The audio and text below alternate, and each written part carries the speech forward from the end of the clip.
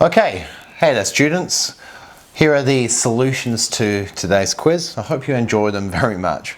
Okay, so question 1, for this one you had to solve each of the following to find x. So the key for both of them is to factorize them first and then use the null factor law to solve.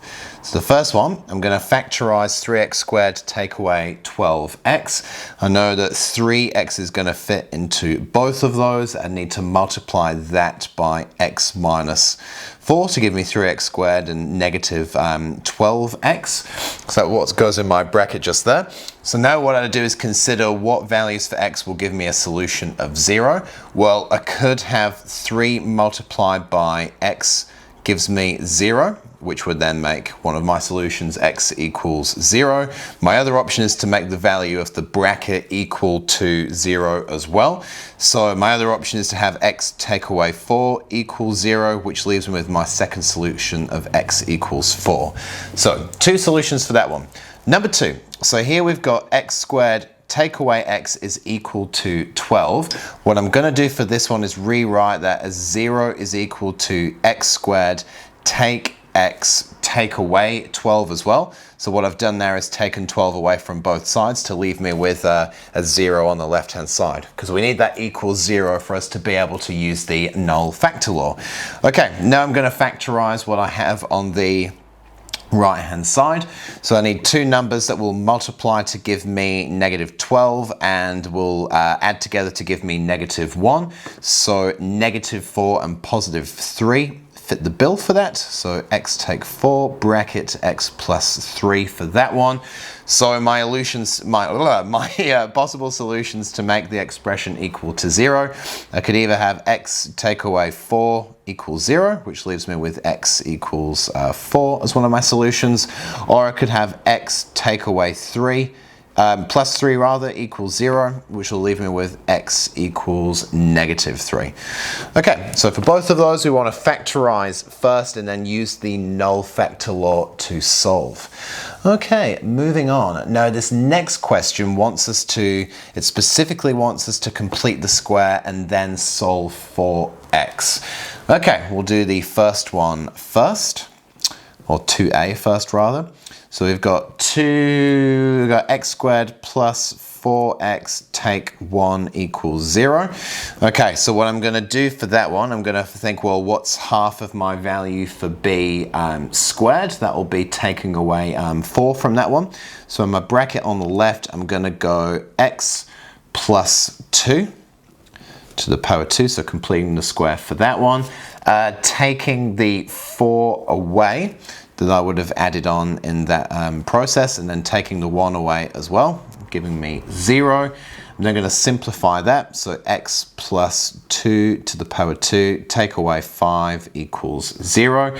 That's going to leave me with x plus 2 squared is equal to 5. If I add 5 to both sides, I'm going to start running out of room for this one.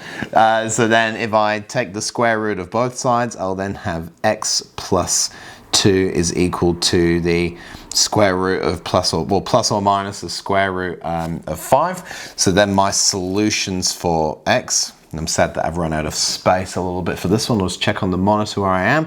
So my solution there is going to be x is negative 2, if I take 2 away from both sides, plus or minus the square root of 5. Cool, so that one's not too bad. Next one is a little bit more complicated. So my first step for that one, if I go, well, again, it's 5 over 2 is what I need. So that's giving me a difficult fraction to deal with, but we don't need to stress about that too much. So now we need to take away 5 over 2 squared. So 5 squared gives us 25. 4 squared is 4. Because I had to add this 12 on here, because I'm going to have to simplify these fractions, instead of adding on 12, I'm going to convert that to a fraction over 4. So 12 times 4 would give me 48, and then 44 over 4 would give me 12, but now I've written it with a common denominator with part 1. And all of that is equal to 0. And then the next line, I'll simplify that. So x take 5 over 2 all squared, plus 23 over 4 is equal to 0 for that one. Now I'm going to put the fraction on the right hand side, so I'll go x take away 5 over 2 squared is equal to negative 23 over 4. Okay, well this is where we start to hit that no solution sort of territory, because we notice we've got a negative here on the right hand side. We'll follow it through anyway. X take away 5 over 2. I forgot my brackets, that's okay. We'll find the square root of that. Square root of plus or minus negative 23 over 4. Now remember that we can't find the square root of a negative number, well, not a real number anyway. So I'm going to say for this one, no real solutions, which for the scope of 10.1 is all we need to know for now. Okay, beautiful. Let's keep going a little further. So the next one is that we're going to use the quadratic formula to solve this equation just here. So because we're asked to use the quadratic formula, that's exactly what I'm going to do to try and solve this one. I've got a value for a of 3. That's my leading coefficient there. I've got a value for b of negative 4.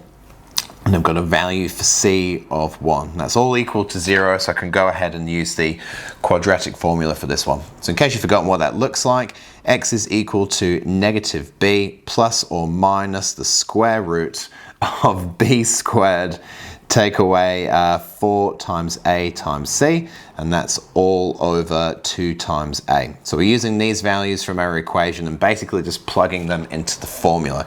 So my value there for negative b, so negative 4 is positive 4, plus or minus the square root of negative 4 squared, which is positive 16.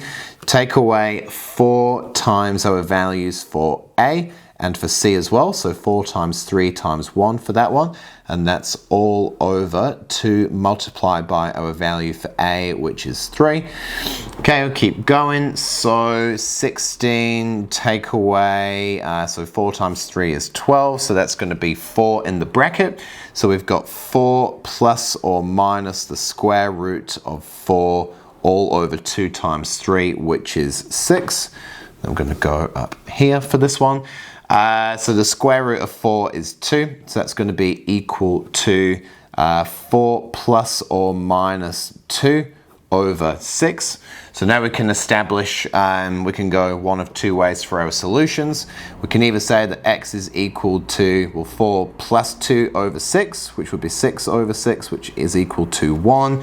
Or we could say x is equal to 4 take away 2 over 6, which is 2 over 6, which is 1 over 3.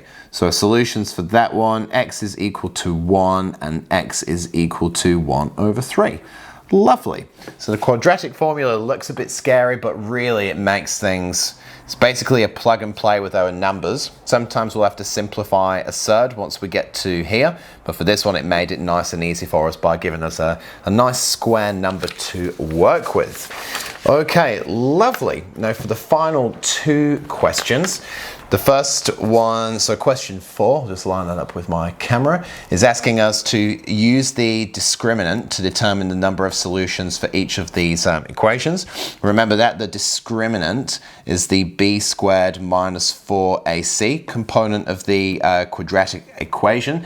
If we've got a solution of, if the discriminant greater than 0, there's 2 solutions to the quadratic.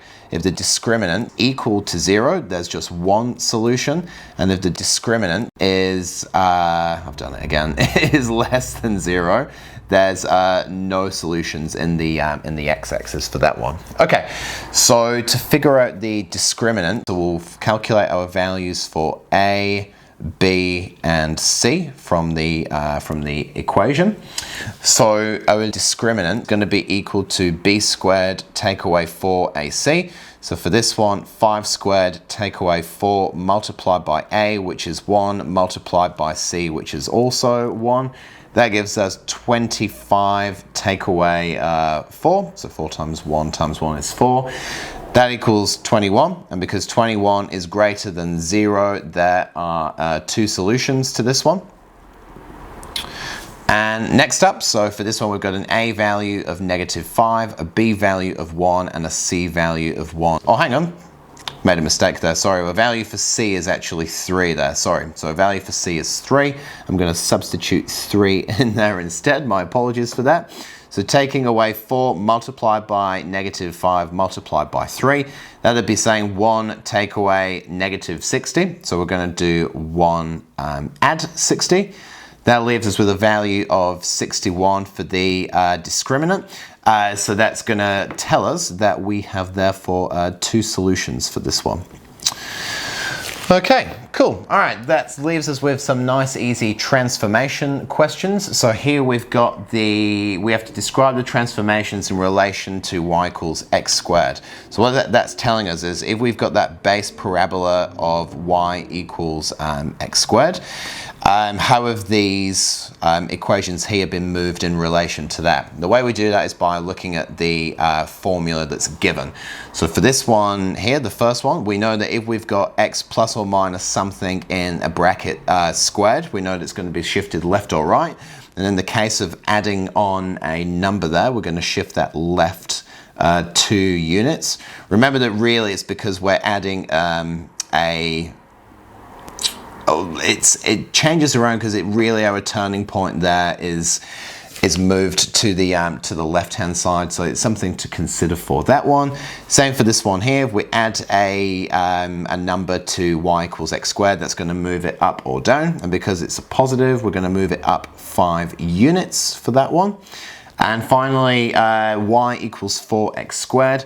That is going to change the graph here. It's going to make it narrower compared to y equals x squared, and we call that a dilation of scale factor 4.